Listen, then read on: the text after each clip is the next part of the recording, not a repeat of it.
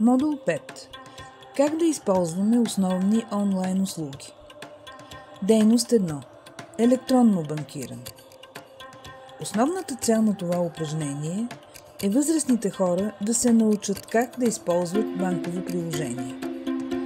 Продължителността на упражнението е около час за група от около 10 до 14 човека.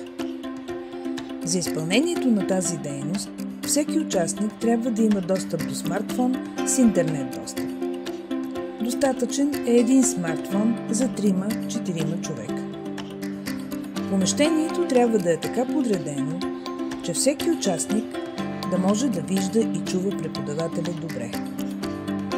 Стъпка 1. Как се свалят банкови приложения?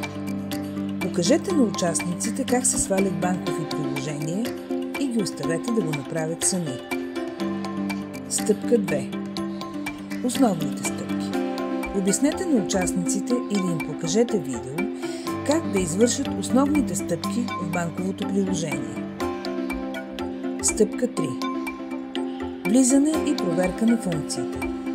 Помолете участниците да се опитат да влязат в техните банкови сметки през смартфона. Оставете ги да го направят сами. Нека извършат някои прости операции, като например да проверят баланса си, да осъществят трансфер между банкови сметки или да проверят историята на банковите трансфери. Ако предпочитат, те могат да направят това вкъщи.